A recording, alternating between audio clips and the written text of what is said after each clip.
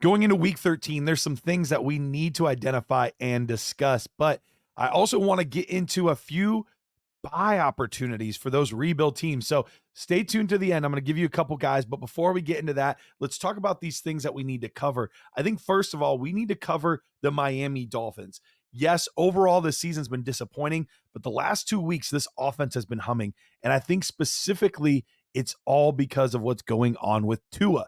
Tua has 7 touchdowns in the past 2 games. That's right, 7 touchdowns in the past 2 games.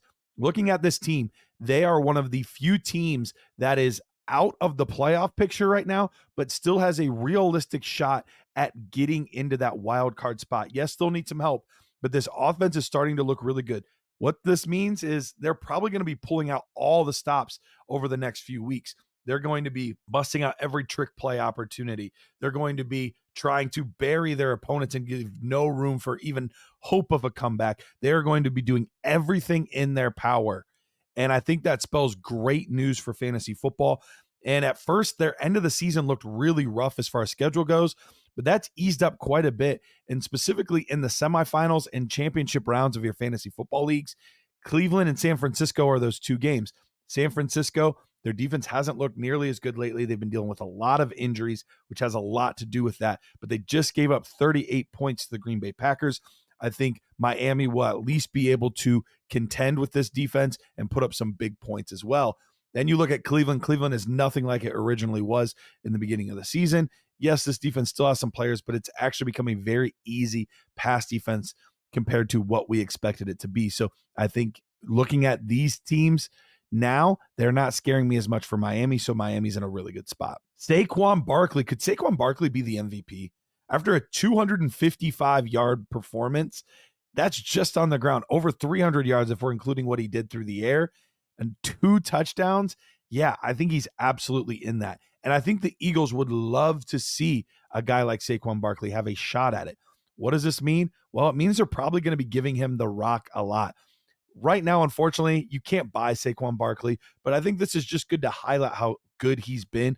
Through 11 games, he's ahead of where both Adrian Peterson and Barry Sanders were in their 2,000-plus yard season. So he's in a very good spot to really push for some records. If you have him, it's going to be incredible to finish the season. Bucky Irving is a name that we talked a lot about. We talked a lot about this Bucs backfield early on, and we're really seeing this come to fruition. Bucky Irving, the highest total yards he has had in a game this season, plus the most touches he has had in a game this season. Now, the Buccaneers really put a whooping on the Giants. So, yeah, it was a pretty easy matchup, but still, Bucky Irving is their guy.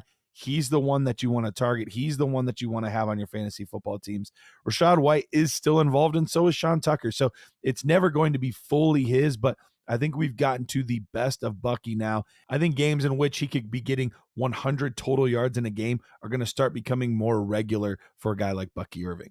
Let's get to some of these buys that I was talking about. If you're a rebuilding team, I am absolutely looking at Rome Odunze.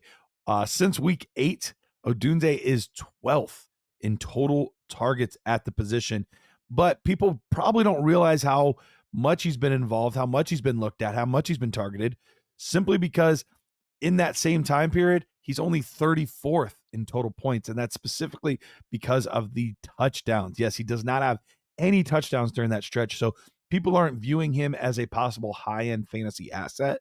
But if he catches a couple touchdown passes in there, now all of a sudden he's looking great over this time period. So I am in on Rome Odunze. If I'm a rebuilding team, he is a heavy, heavy target for me, especially considering the other guy that's being heavily targeted, Keenan Allen, is likely gone after this season.